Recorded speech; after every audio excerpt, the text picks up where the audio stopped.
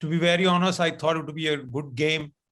It was played on a wicket which was a little tricky, but that's where you get to know the temperament of a team.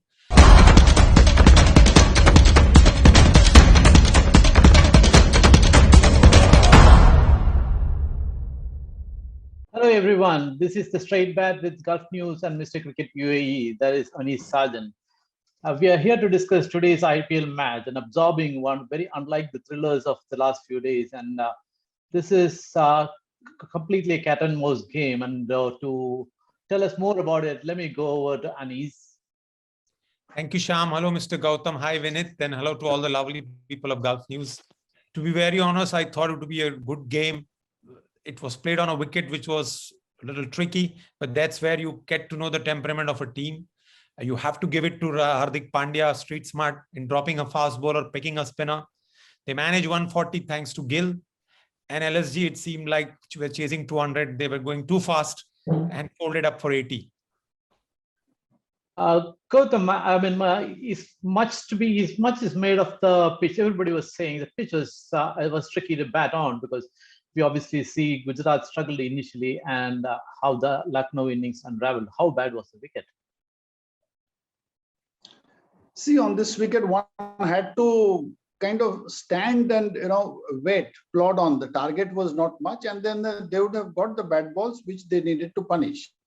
What obviously happened was those 4 overs of Rashid Khan. I mean, he simply played havoc, and this Shai Kishore, he was also spot on. This left arm spinner. I didn't even know that he is the guy who was brought in, and I was wondering who he is.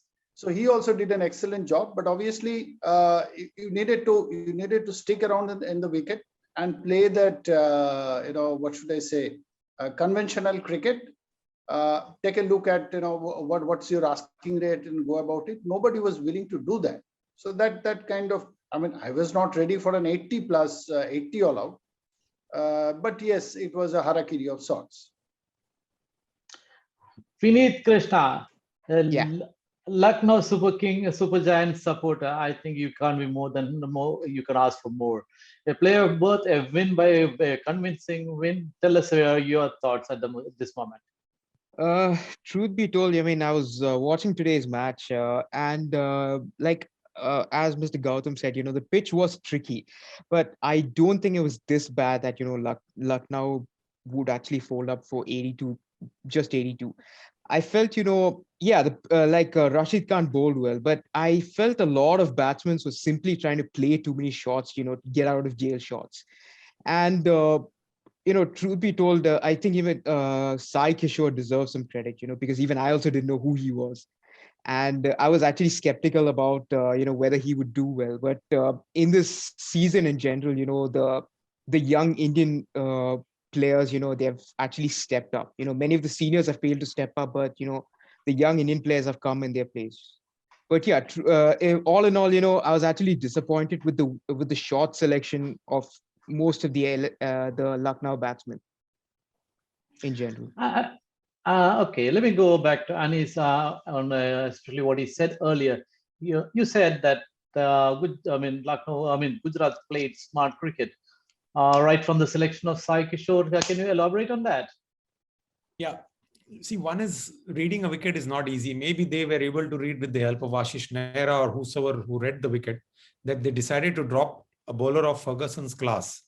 One is that. Then, as much as you have to give credit to Shubman Gill, okay, he was dropped on the first ball, a couple of run-out chances were missed, but that's part and parcel of the game. But at least he hung around. He was not trying to play the rash shots. If you see, his shots were basically singles and doubles. And that is where you require that conventional cricket, because every wicket is not a 180 or 190 wicket, where you have to drop anchor and make sure that you hold one end.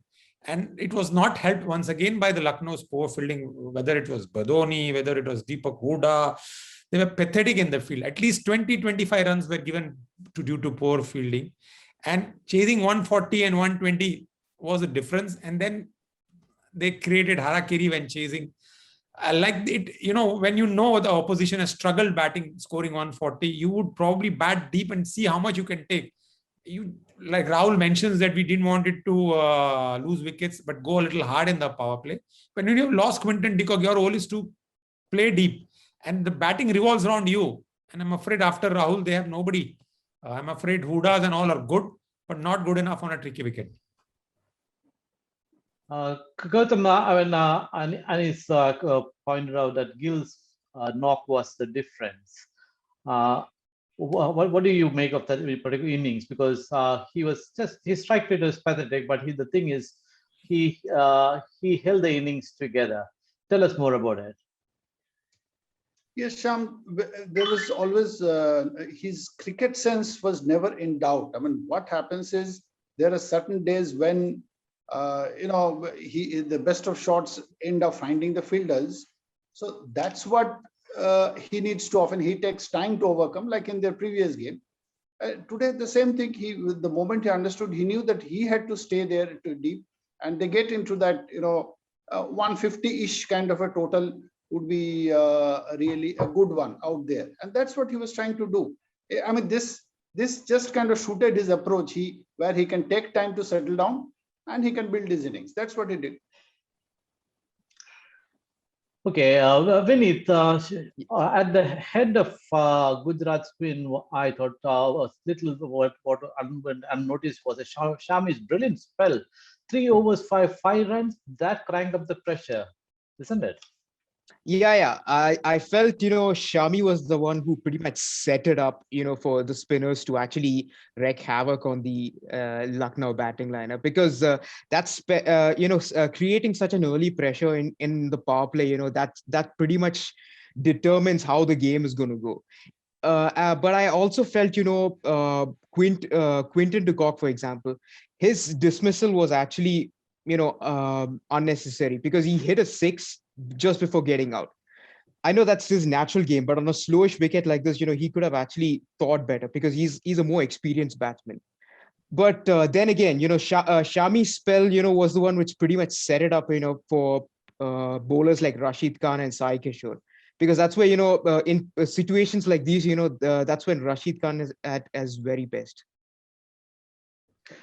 And it's coming back to this again, but I fear I might be repeating, but I think this is a point which we have to labor, because at this level where all these guys are professional, you expect them to have a lot more game sense. But a lot of the dismissals have been very soft dismissals, isn't it? You're right, Sham. Like, when you are chasing a target on a tricky wicket, which is not too high, so your plan is to make sure you keep wickets in the end, and then attack the bowlers where you will get loose deliveries, like Mr. Gautam also mentioned. And there will be, because they had picked 2 spinners. And mind you, one was playing his first game. Rashid Khan was the danger man. Okay, Shami did bowl well in the initial spell, but we know how Shami goes for runs in the end part. Okay, even though he bowled 3 overs, he still would have had 1 over. There was another guy who went for 24 runs in 2 overs. So this is where my problem with Indian batsmen is. Okay, I am not going to talk about the foreign batsmen, whether it is Rahul or the Badonis. I'm afraid Badoni is totally off color. If you watch his last 7 innings, he's not crossed 20 even once. So we all spoke about him that he's a spark, but that fast spark has diffused very soon. And the Deepak Hudas and the Krunal Pandyas, they are not the guys who can score on tricky wickets. They all want or like the ball to come onto the bat. Easier for me to say, but I am not playing cricket at the highest level. They are the guys playing cricket on the highest level. So if you can't read a wicket, and you are not having good temperament. Gautam, this Lucknow have pretty much sued up the play of berth. It's just a question of who is going to finish at the top 2, and they seem to be in a pole position. But where do you see Lucknow going from here? Do they look like? Gujarat. Do they look like champions at the moment? Sham, see, firstly, they have qualified. I mean, right now that 1 and 2, as you said, that may still change with I think about 3 games. Yeah.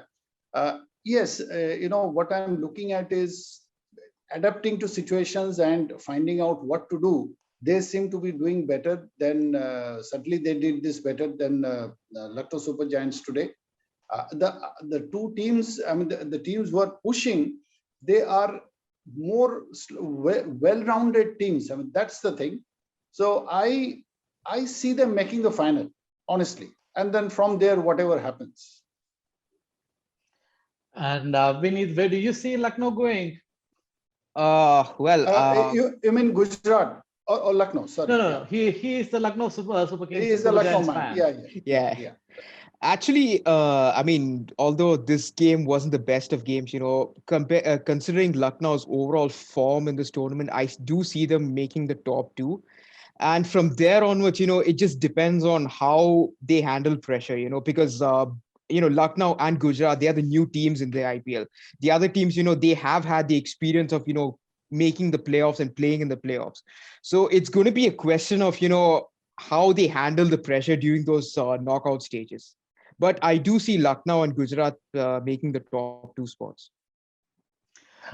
Anish, do you see Lucknow making a comeback? No, I don't see them coming in the top two for sure because of today's loss and the margin of the loss. Their run rate might look in positive. Next match they play with RR. And I know there are no ifs and buts. If RR manage to beat them, KKR has nothing to lose. They will definitely beat Lucknow, even though they'll had a hammering at the same ground this wicket. But that time, that was a different situation. And KKR going to the last match with nothing to lose. So it will be Lucknow will be under pressure. And if one team, there are 5 teams or 6 teams grabbing for the 16 points. So Lucknow will stick on 16. And if the net run rate goes bad against RR, they might even get knocked off. You can't take things lightly. You are at 16. You have not still secured a position. So there are 4 teams. Delhi is trying for 16. Punjab is trying for 16. I know theoretically, mathematically, even Chennai is trying for 16. So who knows? If they lose the next match to RR, the last match is against KKR. And as I said, KKR has nothing to lose. They will go all out and all the pressure will be on Lucknow. I think the next 2 matches, next 2 round of matches would give us a more clearer picture. So before we wind up, Anish, tell us about the competition. Oh, yes, we have a lovely competition every day at Gulf News. Go to your favorite page where you predict the winner. It's very difficult, but that's what is your skill about. You've got to use your mind, head, watch the pitch report, 10 selective team, and see who's the smarter captain. And if you do that, you win a nice apparel kit, which is a t-shirt, track, and a cap, and a year's digital subscription from Gulf News. Okay, now let's have a turn to predict tomorrow's match. That is Rajasthan Royals versus Delhi Capitals. Anish, what's your pick here?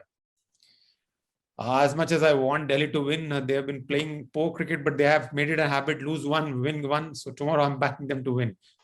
Okay, Vineet, what about you? I feel Rajasthan's more consistent, so I'm going to put Rajasthan. Okay, Gautam? I think Rajasthan, Sham. I mean, same here. I also think it's Rajasthan. So three of us against Anish. So no, but it's all about getting it right on that day. When all us predict, the players have to go and perform. Yeah, we have got it wrong so often. It's not funny. Anyway, that is cricket and that is T20 cricket. But thank you for tuning in. Thank you for participating. For the latest updates and more developments, please log on to gulfnews.com and all our social media channels. Thank you very much.